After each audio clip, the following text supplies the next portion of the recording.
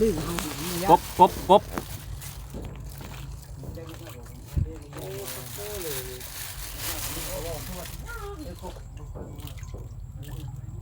เลี้ยงสบายหน่อย เรื่องแบบมันอยู่ในธรรมชาติมันมีท่อเดียวกันเขาปล่อยไว้ในระบายน้ำเก็บมันน้ำ พอดีอะไรอยากกินกบมาซื้อเด้อพี่น้องเด้อ กินแซ่บกบเฮาบ่คือกบมันเลี้ยงเขาเลี้ยงนี่ กบเลี้ยงธรรมชาติ แม่ธรรมชาติมันก็บ่เข้าอีกฉันเขาเลี้ยงสิอ่างน่ะบ่ไปตะกิน กบกบ มันเป็นตัวช่วยซื้อหัวอาหารนั่นแหละ โอ้ยามันห้องกูเอาเนาะ โอ้เสียงสนั่นอยู่แล้วนี่ ปลาเช็คก็ เอา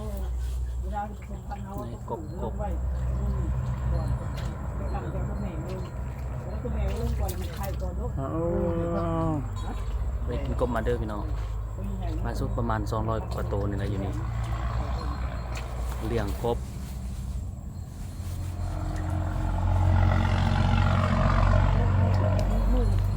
อันนี้มันเป็นฟาร์มเลี้ยงกบเนาะ พี่น้องให้นั่นแน่ตัวนี้ก็ยังประมาณ300พี่น้องตัวนี้200หรือ300ขัดนี่ นี่ก็แมนเด้อ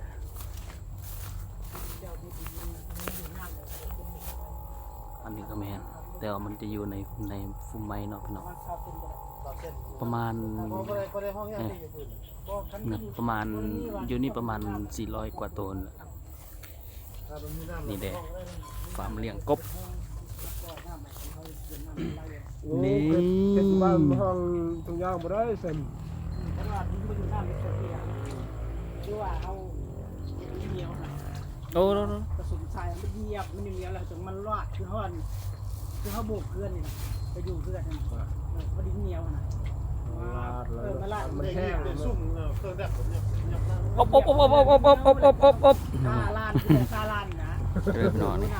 พอได้กินกบมาเด้อมาซื้อเอาเด้อบ่ให้กินลาเลยมาซื้อเอาเลยโลนึง40,000บ่ถ้าพี่น้องบ่ซื้อนี่บ่ได้กินเลยต้องซื้อ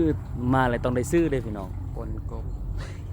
เห็ดปนโตแซ่บอีหลีนี่ปอโทกบอันนี้ประมาณ300ปลายโตนี่แหละมาเด้อกบ เรียงก้อนเนี่ยครับ โอ้โนกบตีกัน ญาติกันกินอาหาร กันไหนตัวได้ลุดอยู่นั่น อันนี้เจ้าของฟาร์ม กับจอนเนาะสนะ เขาต้องเลือกมันจะรักเดียวกันปล่อยกันเลยกินกันไม่ได้ โอ้ ตัวน้อยตัวน้อยง่ายง่ายกันเดี๋ยวกินกันแล้วป้าเขามาเลือกนี่มาน้อยเช็ดเลย ใหญ่กินมันใหญ่กิน เขาจะว่าปลาใหญ่กินปลาเนื้อปลาเนื้อกิน โอเคกินกันน้อยนี่ได้ง่ายนี่ได้ไม่ ปัญอันนี้นะครับเป็นการแหลงกบใหญ่กินกบน้อยเลยกบน้อยเลยกินกบหย่องกบน้อยเลยกินกบน้อยกบน้อยกินกบหย่องกบน้อยกินกบน้อย ตำเค็มที่บริร้ายเขาหายขาย ก้อนครับ รึงดียาม หัวหานไหว นี่กบพี่น้องเนาะเขาจะไปเบิ่งอีบอลนัดสุดท้ายเนาะบอลเกี่ยวท้าย นี่ก็จะมาปล่อยนี่เอาลูกตัวว่าตัวด้วยมาปล่อย นี่ปี๊ดสวัสดีครับนี่วันนี้แหละทั้งหลายวันนี้เห็นดีเนาะยังบ่มีหญ้าเนาะวันนี้พี่น้อง ง่ายได้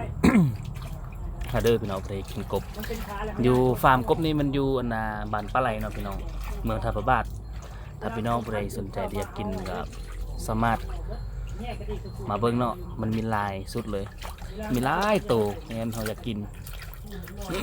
โลนึง40,000บ่แพงพี่น้องกิโลนึง40,000เลี้ยงธรรมชาติมันอยู่ในหญ้าอย่างนี้โอ้สบายเลี้ยงสบาย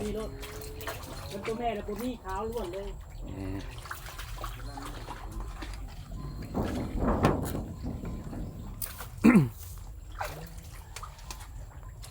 ไข่ในแพร่แค่ได้นี่นะไข่ข้าวเดียวหนึ่งเลยนี่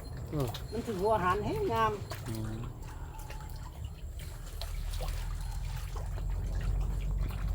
กบอันนี้กระแมนอีกเด้ออันนี้กระแมนนี่ปัวอยู่นี่เห็นบ่น้องเห็นบ่กบเห็นบ่กบเห็นบ่นี่หัวกบปวก